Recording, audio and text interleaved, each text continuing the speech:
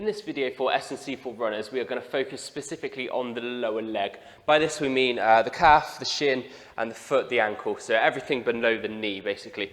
The other videos that we've looked at focus more on leg alignment, they focus more on knees and hips. This one is purely going to be the foot and the calf. Tend to get a lot of runners come into the clinic with injuries around here, and they tend to be injuries that are difficult to treat and very difficult to get rid of without long periods of rest. So we're talking shin splints, we're talking ankle bursitis and plantar fasciitis. If you've had, chances are you have had something like these, this is why you're watching this video. And this is a really good way to prevent them in the first place, but also a good rehab video for you as well. The focus of this video is going to be all about high repetition. So when we're running for long periods of time, every time our foot is striking the floor, that is effectively a repetition. So if you imagine how many times you do that during something like a 10K or half marathon or even a marathon, when we can be running for up to sort of 3.5, 4 hours, there's a lot of repetitions going on. So by working in a controlled environment, we can repeat that process, but without putting the shock and the load through the muscles. So we're going to isolate each muscle within the lower leg, and we're going to work on strengthening it. We're going to work in proper muscle engagement, and there's going to be a little bit of stretch work around it as well. I don't need much equipment for this at all. I've got a tennis ball here, which we'll use towards the end. I'm working on a yoga mat, so if you can work on a carpet or something like that at home. And I am going to be using a step like this one. But if you're using this at home, you can just use something like the bottom step of your stairs. It's absolutely perfect. It's just going to be calf drops we're doing on those. For the injuries that I mentioned before, we do have insoles within the clinic that we sell. These are really, really good bits of kit. They're not, I wouldn't say they're a long-term fix, but if you're struggling for training for a half marathon and you're getting lower leg injuries, they are really, really good. What they do is they aid the arch within the foot. So a lot of people get collapsed arches or tired arches.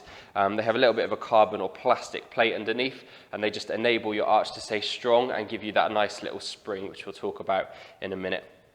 So if you haven't got some, it'd be worth looking for. Like I said, we do sell them here, a little bit cheaper than they're in the shops, or if you want to go and get your own.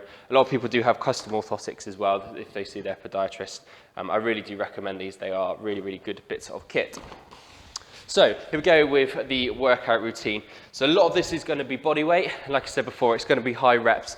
Rather than going for reps, what we tend to do on here is go for time. So rather than counting to 40 or 50 reps on each foot, if you just set yourself, say, 20, 30 seconds to do each one, and you can build that up as we go. Again, if you're running for 2 hours, you want to get loads and loads of resistance to fatigue within these muscles. So all I'm going to do for the first exercise is we're going to come into what effectively is the soleus stretch. So you have the normal gastrocnemius stretch, which is this one. If you drop your body weight back into the middle and just drop your lower leg or your back leg, you'll feel that stretch in your soleus. And we're going to start our exercise from this position. So I want to keep my body nice and tight. I don't want much movement from around my hips and my knees and my upper body. All I want to move is my lower leg. In this position, all we're going to do is just raise up that back leg. So in effect, we're plantar flexion at the ankle, and we're just getting our calf to start to work. This is a really nice exercise because that soleus and gastrocnemius is already on stretch. So it's in its lengthened position, and we're just going to get it to contract completely. A lot of the reason that muscles stop functioning properly is because they don't go through their full range. So we're going from long there to short here. So lengthen the muscle, stretch it. So we're getting a nice eccentric and concentric contraction going through that calf. This is also very nice because we start to work the front of the legs. That anterior tibialis, where a lot of people get issues from, or it tends to get quite weak because we're overloading the back. We're starting to work both on here. And again, go for high reps. So set yourself 20, 30 seconds on a clock and just continue to work through that. We will start to feel a fatigue in the muscles, and that's exactly what we want to feel. So when we get towards the end of a run, once everything starts to get a little bit tired and not function properly, that's when bad running form comes in, and that's when injuries can kick about. So this will help you run faster towards the end of a race, and it also stop injuries. So it'll stop you fatiguing and make sure your legs are able to cope with what you're putting them through. Swap yourself over, and again, if you feel like you need to do the stretch, just to get yourself in the correct position, and then from there, again, just trying to keep everything else still, apart from that back leg, so my right leg in this case. And then just going again long, and then contract up. Set yourself a target, 20, 30 seconds. Really focus on, again, as you get tired, focus on good form. So you don't want your body to start moving around when your legs get tired. Really focus on keeping that, everything else still, apart from that back leg. And really think about what the muscle is doing as well. So you remember, and it's going from long there, and you should feel a little stretch, and then you're just pulling it up and feeling the muscle contract as well. So you should be able to get a bit of a squeeze there in your calf. Just feel that muscle working. And we can repeat through these. So do 30 seconds on each, and then swap yourself over, and just work as much as you want doing these movements. If you're following this at home, I'm not going to be doing it all here, just want to show you the movements, so maybe write these down. I'll put them in the description below as well, and then you can amend it to however you feel like you need to. If you're training for a 5K, you can maybe go a little bit less in terms of time. If you're training for a marathon, you can do these a lot, and you can do them for a long period of time, because you really need that resistance to fatigue within the muscles. The second movement from here is we're going to add onto the front leg. So we're going to stay in exactly the same position, and this time we're just going to, again, plantar flex at the ankle, and we're just going to be pushing up from there. So this time the calf is on less of a stretch, but what we are doing is we're getting it to go to its shortest. So you can see from there that the calf just moves, and it goes to that shortest position. And again, trying to keep everything else still apart from the muscle and the joints that are moving, which is mostly the ankle. Get a little bit of the knee and a little bit of the hip, but the working joint is the ankle and that everything in that lower leg. Posterior tibialis is getting a nice workout here as well, and we are also getting a little bit of work into the foot. So you probably can't see it on the camera, but my foot is working quite hard just to keep my balance. And I can feel my foot fatiguing a little bit as well. Set yourself a time, 20-30 seconds, and work through those. Again, swap yourself over. You might find if you've got imbalances, or if you're only getting problems in one leg, that one fatigues a little bit quicker or is a little bit harder to do, maybe because the muscles aren't quite as strong in that leg. Really feel that squeeze as you push up. You should feel your calf is nice and tight, really firm. If it helps, you can put your hand on it. This is a nice angle because you can just see as I do that, you can see the calf working quite nicely there. And work through those. Once you get quite good at those, or if you want to save a little bit of time, you can do both at the same time. So you can plantar flex with both of your feet and just lift yourself up there. It becomes more difficult because all of a sudden you're on the balls of both feet, so you're not quite as balanced. It's harder for the foot, it's harder for the calf, so it's a good thing, but maybe progress into that. And then from there, obviously we're sort of doing two at once, just half the amount of time. So same time, but you're doing 2 reps in the same set. Again, trying to keep nice and balanced here. For this, I'm trying to focus on something in front of me, just so I'm keeping my balance. And again, if you imagine similar to the leg alignment video, which I'll link at the end of this video, it's very much about how are we landing. Each time we land on our leg, we want it to be nice and stable and strong. So by getting that balance in, again, working on that proprioception, the brain really getting the muscles to work well. So every time we're landing with a nice strong foot. From here, we're then going to go onto dorsiflexion. If you read my blog on running or avoiding lower leg injuries, so you know the importance of dorsiflexion or landing with that nice strong ankle. So like we're saying with the insoles and about the strong foot, if we're landing with a weak foot, effectively it's a spring. So we want to preload the spring before we land. The reason we have an arch is so that the foot can absorb the impact and then it can spring back up and push off. So the Achilles does that, the plantar fasciitis does that. Sorry, the plantar fascia does that. So we're getting that tendon to preloading the energy, similar to the Plyometrics videos as well, all about that kinetic energy. So it's free energy.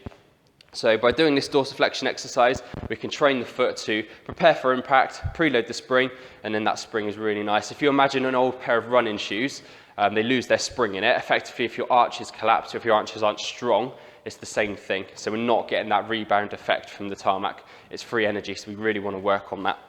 So to do this, you're going to bring your feet together, or if you struggle to balance to start with, you can drop one back. And all we're going to do is dorsiflex. So dorsiflexion is the movement of bringing our ankle back up. What's really, really important here is that you focus on what your toes are doing. So you want to point your toes up towards the sky, and you want to keep them doing that. And this is where we're getting that foot to work really hard. You'll feel this around here. So a lot of the muscles, all of the toe flexor muscles, they originate from up and around here. So by doing that, you'll feel it, and you can sort of see that on my foot. You'll feel that in the lower leg. So what we're going to do is going to dorsiflex, toes up, point towards the ceiling, hold it there for a few seconds, and then keep your toes pointing up as you relax your foot down onto the floor. And then just relax it and feel it drop into the floor. The last thing to touch the floor should be your toes. So if you were to just do that without it, you feel that the ball of your foot and the toes touch at the same time. We don't want that to happen. So dorsiflex, keep your toes pointing up towards the ceiling, and as we drop down, and then let your toes drop as well. And you want to keep going through that again. Set yourself a time and just keep repeating. So we're getting the dorsiflexion, the anterior tibialis is starting to work, and then all of the muscles in the foot are starting to work as well. The peroneal muscles, which are around here, which can lead to shin splints, and that posterior tibialis, which we mentioned as well, really starting to work quite hard now to do this. This is also really good to train your brain. If you imagine every time that you're landing when you are running, if your toes are nice and contracted and you're getting that dorsiflexion in, you're going to get that nice bounce off. It avoids all the shock coming up the legs, it avoids the shin splints and the irritation we get around here, and it can also help with that overpronation that a lot of people get with. So pronation should be part of running, but it shouldn't be collapsing right over to the arch. So we're really trying to emphasize that spring in the foot. So we're coming back up, dorsiflex, and down. If you are struggling with plantar flexion, with plantar fasciitis, what you can do is follow that all the way through. So dorsiflex, keep the toes pointing up, and then when the foot is on the floor, you can then follow all the way through and push up from there, and that gets a nice stretch into your foot. So toes up, keep your toes up as you fold down, and then push off the floor. Really nice stretch. Again, when we're talking about going through the full range of motion for the foot, we're doing that with the ankle, and we're definitely doing that with the foot. So really, really, really good. Again, do that on both sides. So toes up, ankle up, fold down slowly, and then let your toes relax into the floor, and then just push off from there.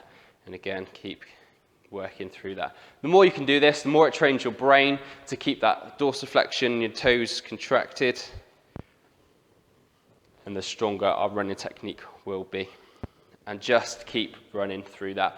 If you're just sat in your couch, you can also do that just by pointing the toes up and then relaxing down, and just keep running through that as much as you can. It's not putting any stress through the foot, it's just teaching the brain how to contract the muscles, and it is also getting a nice stretch into your foot as well. From here, we're going to still work on that spring, and this is where we come onto the steps, so something like bottom stairs, or anything that just means that your foot is slightly off the floor. If you need a balance to start with, that's fine, so hold on to the banister or get something that you can hold on to, it might be the wall or something like that. We're going to do this with 2 feet to start with, because there's quite a lot of load going through the muscles, especially if you're coming back from an injury, so something like Achilles tendonitis. Do this, be very, very careful when you do this, and we'll guide you through that if you need it. So all I'm going to do is I'm going to make it into a plyometric calf raise. So obviously calf raises and the eccentric calf drops are very, very common, or a lot of people are giving that out as rehab for Achilles tendonitis. It is good for it. What we're trying to do here is increase our running strength and our conditioning. So all we're going to do is make it a plyometric stretch just by preloading that muscle. So again, creating the kinetic energy just by bouncing off the Achilles, and that tendon is just acting like a spring. And then every so often we're just going to jump all the way up. And it's nice and controlled the whole way through, so I'm not needing anything to hold on to. To start with, you might do just until you get used to the movements. In terms of times or reps, this is going to be slightly less than we were doing before, because it is a plyometric. It is slightly harder on the muscles, especially if you're new to doing this, so you'll find actually that's quite weak, and you'll find that's probably why you are getting problems in your lower legs if you can. You can go onto 1 foot and do the same. Obviously, it's twice as hard, and I'm going to have to balance here, so just bouncing down and then pushing up. And then again, same on my right foot. So ball on the foot, ankle or heel off, just bouncing down, getting a nice stretch into it, and then every so often, a nice big push up. From here, we're going to go back into the same position. So a lot of it is the same position of the body. You'll notice it's effectively trying to replicate what we're doing when we're running. We're just taking away that constant impact from the running that's causing these injuries. This is why it's a conditioning type exercise or drill. So all we're going to do from here is again going to go into that position, very, very similar, but we're going to take all of our body weight now, and then we're just going to go up onto our toes, and then from there, we're just going to drop down. So it's almost like a raised squat or a squat in plantar flexion. So we're getting a little bit of work up in and around to the hip. I'll show you on this one. So I'm on the ball of my foot, and I'm just squatting down. At the moment, I have my back leg down just to aid me. If you can do that without, then great. So onto one leg, down and up. My foot is having to work really hard, so I can feel my toes having to grip into the mat here. just to keep me on balance. Again, slightly less reps with that, so if you're doing 30 seconds with these ones, maybe drop down to 20 seconds with those to start with, just because there's more weight going over it, so especially if you're able to do it without the other leg down. Slightly less, so maybe 20 seconds worth. It's less movement of the calf, so if you watch what my calf does when I'm doing that one, compared to that, there's a lot less, but what it is doing is it's getting that stabilization and that proprioception. Again, when we land, we want to land strong and be in control of what we're doing. The last two exercises, still focusing around this ankle joint, really, really important for runners.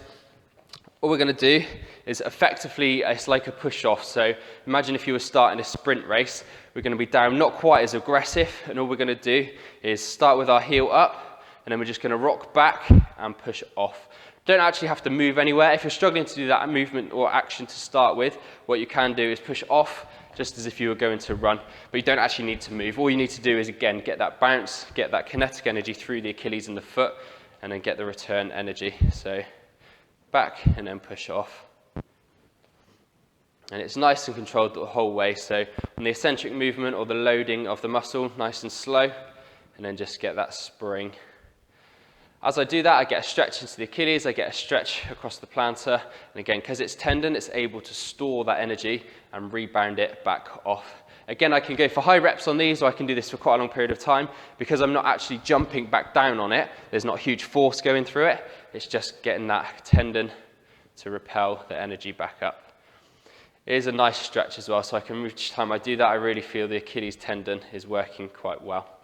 A lot of this is replicated in the plyometrics exercises. If you've never done plyometrics before and you aren't currently injured, I really would recommend it. It's really, really good prehabilitation, strength and conditioning. Also, it's really good for getting sort of power and explosiveness into your muscles. Again, I'll link that video at the end of this one if you do want to go and give it a go. And just keep working through these. Not getting huge amounts of fatigue into my muscles, because all I'm doing as I rely on that is relying on that free energy within the tendons. So I can do that for long periods of time. Tendons don't fatigue. The last exercise I'm going to do, and this again is quite a common one for people with collapsed arches or shin splints, is I'm going to do a modified calf raise. So all I'm going to do is put my toes together, I'm going to put a tennis ball between my heels, and I want to just put enough squeeze on the tennis ball to slightly deform it, and then from there I'm just going to go up into a calf raise. All this does is it takes the attention onto the medial muscles more in here, as opposed to the big gastrocnemic muscles here. So just going to squeeze tennis ball and lift. And again, I can go for quite high reps here. Trying to keep the focus on squeezing the ball as I'm going up. Good rehab exercise, really, really good, even better prehab exercise. So rather than trying to do that to fix an injury, just don't get the injury in the first place. And again, we can do that. We can time ourselves, or we can count to 15, 20 reps on those and mend it all. If you want guidance on how many reps you should be doing, do let us know and we can give you a personalised plan. Obviously, it depends on how far you're running, what you're trying to do, how much you've done strength and conditioning training, and how long you've been running as well. I'll note all of these exercises in the description so that you can go through that video, but you can do it in your own time, and you can do it to how many reps you feel like you should be needing to do. Obviously, I didn't do the whole time there, so if you're trying to follow along at home, it might be a little bit more difficult. So I'll put that in the description, and you can follow at home. Hope you enjoy those exercises. They are fantastic for stopping those lower leg injuries. So if you struggle with lower leg injuries, or you feel your calves are always really, really tight and getting sore towards the end of a run, work through those, because they really do work. They're fantastic, and they also give you that free energy within the tendons. So give that a go. Hope you enjoy it. Thank you very much for watching, and we'll be in touch soon.